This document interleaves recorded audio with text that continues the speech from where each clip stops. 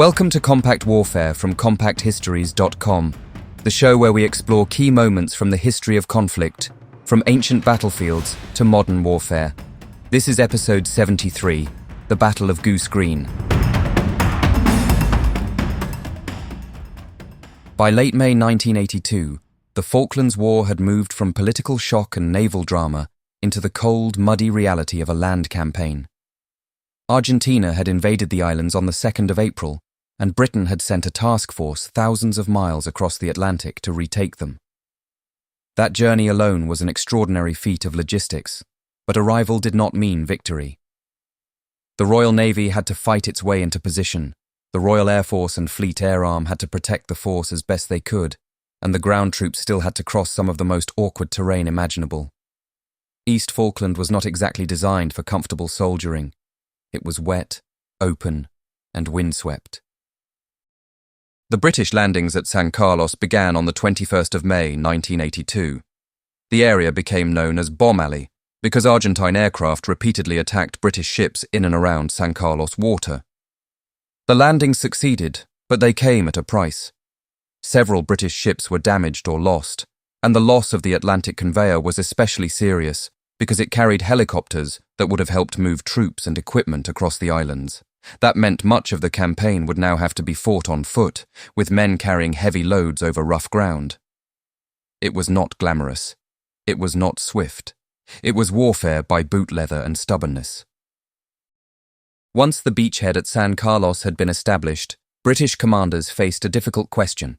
The main prize was Port Stanley, the capital, lying far to the east. The obvious thrust would be towards the high ground west of Stanley, where the final Argentine defensive line was expected. Yet before that advance could gather pace, there was a problem to the south. Argentine forces still held Darwin and Goose Green, two settlements on a narrow isthmus on East Falkland. They were not directly on the main route to Stanley, but they could not simply be ignored.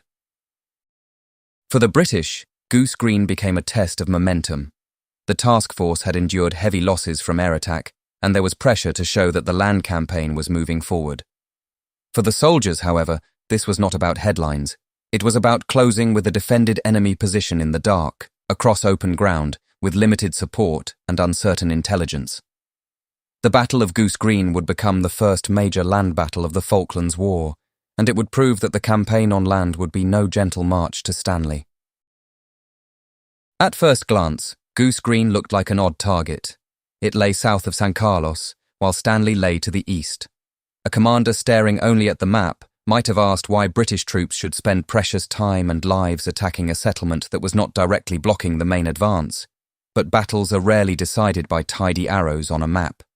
Goose Green mattered because it sat on the Darwin and Goose Green Isthmus, contained an airfield at nearby Condor, and housed a sizable Argentine force that could threaten the British southern flank if left alone. The Argentine garrison was based around elements of the 12th Infantry Regiment, reinforced by other units, including troops from the 25th Infantry Regiment and air defense personnel. Their commander, Lieutenant Colonel Italo Piaggi, had to defend a long, exposed area with troops of varying experience and preparation. Some were conscripts, but it would be a mistake to imagine that meant they would simply fold. Many fought hard, particularly around Darwin Hill and the defensive positions north of Goose Green. The British would soon discover that the Argentine defences were not just a token presence waiting to be politely collected. There was also the matter of civilians. Falkland Islanders were being held in the community hall at Goose Green, and their presence added a human dimension to the operation.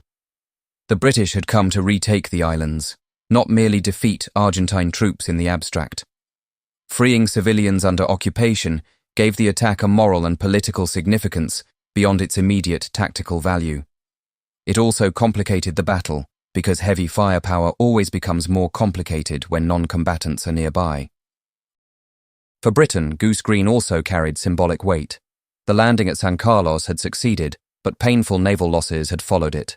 A victory on land would show that the campaign had moved beyond survival and into offensive action.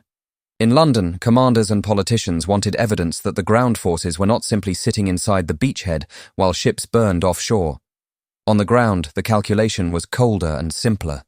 An Argentine force on the flank was a risk. An airfield in enemy hands was a problem. A settlement full of civilians under Argentine control could not be left indefinitely. So Goose Green became more than a dot on the map. It became the place where the British Army would have to prove that it could take the initiative. The task fell to 2 Para, the 2nd Battalion, Parachute Regiment, under Lieutenant Colonel Herbert H. Jones. On the 26th of May, 2 Para was ordered to move south from the San Carlos area and attack the Argentine positions around Darwin and Goose Green. The battalion was a tough, highly trained formation, but it was being asked to do a difficult job. It would have to advance across exposed ground, attack in darkness, overcome prepared positions, and do so with limited artillery and naval gunfire support.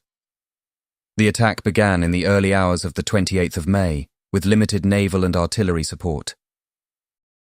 The plan involved a night attack, with the companies of 2 Para moving through successive objectives on the way towards Darwin, the airfield, and Goose Green itself. The terrain was a major enemy in its own right. The Falklands offered little cover, and movement could be exhausting. The ground was often boggy, the weather harsh, and visibility poor. The paratroopers carried heavy loads, including weapons, ammunition, and equipment, while trying to maintain direction in darkness. In theory, surprise and aggression would help them close the distance. In practice, night movement across unfamiliar ground has a way of turning even good plans into damp paperwork. Lieutenant Colonel Jones was a forceful commander. He believed in speed, aggression, and momentum, and he wanted his battalion to press forward hard. That spirit was part of 2 Para's identity, but Goose Green would test whether aggression alone could overcome geography, enemy fire, and the confusion of battle. The Argentine defenders were spread across a series of positions, some mutually supporting, and they had machine guns, mortars, artillery, and anti-aircraft guns that could be used against ground targets. As dawn approached, British units became increasingly exposed. The first stages of the attack made progress, but it was not the clean breakthrough hoped for. Argentine resistance stiffened around Darwin and the high ground that dominated the approaches. The battle became fragmented, noisy, and dangerous, with companies trying to maintain momentum while coming under fire from positions that were hard to identify and harder to silence. Casualties began to mount. The simple order to take Goose Green now became a grinding fight through defended ground. For 2 Para, this was the moment when the operation changed character. The move south had been demanding, but the real test came when the battalion hit determined resistance. The attack was no longer just about reaching Goose Green. It was about breaking through Darwin Hill. Darwin Hill became the critical point of the battle. Argentine defenders held positions that allowed them to pour fire onto the advancing British troops. The ground gave them advantages, and the British attack began to slow. For an infantry commander, few situations are more dangerous than an assault losing momentum under fire. Men are pinned down. Communications become confused. Casualties create hesitation. Every minute gives the defenders more confidence. Jones saw the danger and decided that the attack had to be driven forward by personal example. Jones moved forward during the fighting and attempted to lead an assault against an Argentine position. It was an act of conspicuous bravery, but also one that has been debated ever since. He was killed during the action, along with other men who were caught in the same deadly struggle around Darwin Hill. Jones was later awarded the Victoria Cross posthumously. The citation praised his courage and leadership in the face of a well-dug-in enemy, but the wider debate has never entirely disappeared. Was his action necessary? Was it inspirational? Was it too great a risk for a battalion commander? History, being history, refuses to sit quietly in the corner. What is beyond dispute is that his death was a severe shock to 2 Para. Losing a commanding officer in the middle of battle can break the rhythm of an attack. It can create confusion at precisely the moment when clarity matters most. The battalion had already suffered casualties and was still facing determined opposition. For a brief period, the battle hung in a dangerous balance. Command passed to Major Chris Keeble, the battalion's second-in-command. His task was not simply to replace Jones, but to steady the battalion, reorganize the attack, and continue the operation without allowing grief or confusion to stall the advance. That required a different kind of leadership. Jones had embodied fierce forward momentum. Keeble now had to restore control, coordinate the companies, and make sure that the battalion's effort did not dissolve into separate fights. The fighting around Darwin Hill remained brutal. Argentine troops resisted with skill and courage in several positions, and the British had to push through them at close range. This was not a cinematic charge across open ground followed by a tidy victory. It was a hard, uneven battle in which local decisions mattered enormously. Junior officers, NCOs, and ordinary soldiers carried much of the fight forward. By the time Darwin Hill was finally overcome, 2 Para had paid heavily. The road to Goose Green was still not fully open, but the key defensive position had been cracked. The battalion could now press towards the airfield and settlement. After Jones's death, Major Chris Keeble brought a calmer and more methodical approach to the battle. That should not be mistaken for caution or softness. Keeble still had to defeat the Argentine garrison, but he understood that 2 Para needed coordination as much as aggression. The battalion had been fighting for hours, casualties had mounted, ammunition and fatigue were serious concerns, and the defenders were still capable of resistance. The next phase required pressure, but pressure applied with control. British companies continued moving against the remaining Argentine positions around the airfield and towards Goose Green itself. The airfield at Condor was a significant objective, not least because Argentine aircraft had operated from the area. Anti-aircraft guns, designed for use against aircraft, could also be turned against troops on the ground, making them unpleasantly versatile. The paratroopers had to deal with strong points, open ground, and the continuing risk of counterattack. Even after Darwin Hill had been taken, the battle was not finished. As the 28th of May wore on, 2 Para gradually forced the Argentine defenders back. By last light, British troops had taken much of the ground around the isthmus, though Goose Green settlement itself remained to be fully secured. The situation for the Argentine garrison was deteriorating. They were under pressure, increasingly isolated, and facing an enemy that had not been stopped despite heavy resistance. Yet the presence of civilians and the possibility of further bloodshed made the final stage especially delicate. Keeble opened surrender negotiations with Piaggi. This was one of the most important moments of the battle, because it prevented the fight from turning into a destructive final assault on the settlement. Keeble later described the surrender as being arranged on a sports field outside Goose Green, with the defenders allowed to lay down their arms with a degree of honor. That mattered. Soldiers who have fought hard do not need theatrical humiliation added to defeat.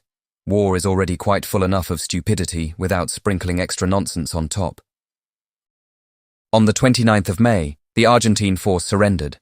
Hundreds of prisoners were taken, and the Falkland Islanders held in Goose Green were freed. For 2 Para, the victory had been won, but it had not come cheaply. The battalion had endured a long, exhausting battle against a larger force in difficult terrain. It had lost its commanding officer and many others. The final surrender brought relief, but not celebration in any simple sense. Goose Green was a victory, certainly, but it was the kind of victory that leaves mud on the boots and ghosts in the memory.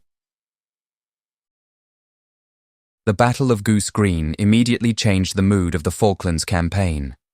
Britain had its first major land victory. Argentine forces south of the San Carlos beachhead had been neutralized. The civilians at Goose Green had been freed. The British could now look east with greater confidence, knowing that the beachhead was no longer threatened from that direction. The victory also had a powerful psychological effect. It showed that British troops could attack and defeat Argentine ground forces in prepared positions, even under difficult conditions. The cost was severe.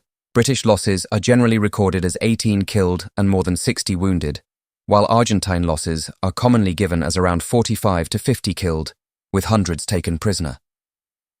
961 Argentine prisoners were reported, though it has been acknowledged that prisoner counts may not have been perfectly precise. Numbers matter, but they can also flatten reality.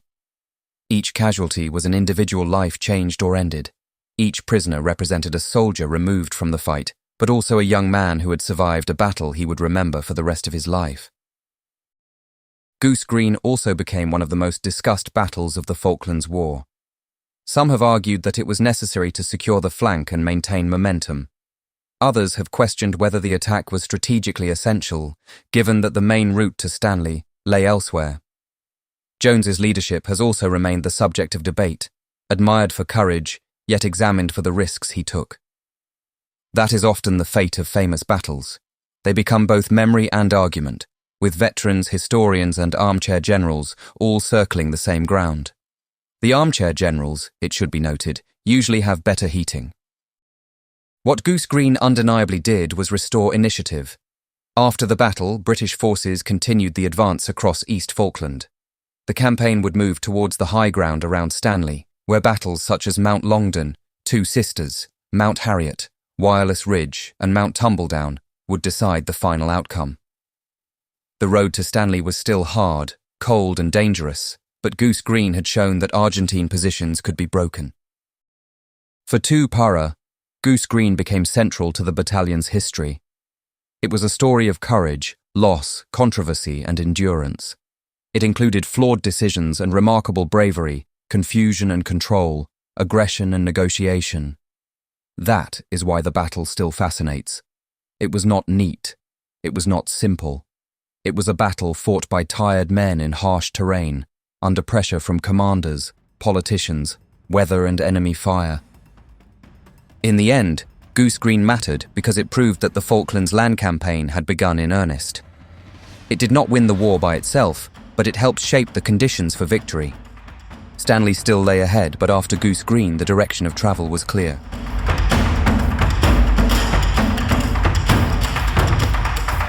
That brings us to the end of this episode of Compact Warfare, part of the Compact Histories Network. Please don't forget to follow or subscribe wherever you are listening so that you don't miss any future episodes. And consider leaving us a rating or a review, as it really helps new listeners find the show. You can find new episodes at compacthistories.com, where you can also explore our other podcasts covering biographies, history, science, mysteries, true crime, and disasters. You can also follow us on Facebook, Instagram, and Pinterest. Finally, please consider supporting the show directly by buying us a coffee. Head on over to compacthistories.com/warfare and click on the coffee cup to see how. Thanks for listening, and I'll see you next time.